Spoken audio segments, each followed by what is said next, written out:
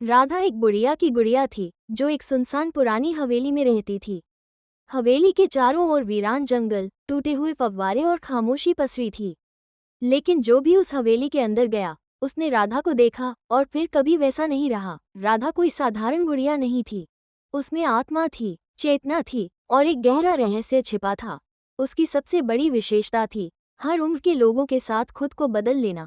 जब छोटे बच्चे हवेली में आते तो राधा बन जाती एक हंसमुख बच्ची, उनके साथ खेलती, कहानियां सुनाती, गाने गुनगुनाती। जब युवा आते तो वो एक समझदार, संवेदनशील साथी बन जाती, उनकी समस्याएं सुनती, उन्हें उम्मीद देती। और जब बूढ़े लोग हवेली में कदम रखते तो राधा बदल जाती एक अनुभवी आत्मा में जो जीवन की गहराइयों को समझती थी। राधा हर किसी के दिल को छू जाती। एक दिन शाम के झुटपुटे में हवेली के दरवाजे पर एक अजनबी आया। उसके चेहरे पर एक अजीब मुस्कान थी। वो राधा को देखता है और कहता है, मैं जानता हूँ तुम कौन हो, राधा। मैं तुम्हें भुला नहीं पाया क्योंकि तुमने खुद को भुला दिया है। राधा चौंक जाती है। तुम कौन हो और मुझे कैसे जानते हो? वो व्यक्ति आगे आता है और कहता है, मैं तुम्हारा रक्षक हूँ, वो शक्ति जिसे तुमने बहुत पहले खुद से अलग कर दिया था। अब मैं वापस आया हूँ तुम्हें जगाने के लिए। धीरे धीरे राधा को याद आने लगता है, वह कभी एक महान जादूगरनी थी जिसने मृत्यु के डर से अपनी आत्मा को एक गुड़िया में बांध दिया था। एक ऐसा रूप जो अमर हो लेकिन मानव भावनाओं को भी महसूस कर सके। वर्षों बाद वह सब कुछ भूल गई थी।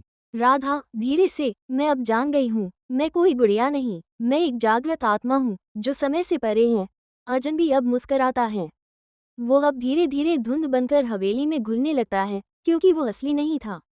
वो राधा की चेतना का हिस्सा था, उसका खोया हुआ। राधा हवेली की सबसे ऊंची मीनार पर जाती है। नीचे जंगल, ऊपर सितारों भरा आकाश।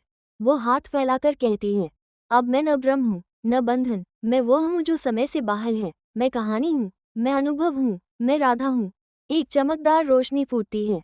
राधा गायब हो जाती, लेकिन हवेली आज भी वहीं खड़ी है और कभी कभी उसकी खिड़कियों से एक हंसी की गूंज सुनाई देती है, क्योंकि कुछ आत्माएं कहानियां बन जाती हैं जो कभी खत्म नहीं होती।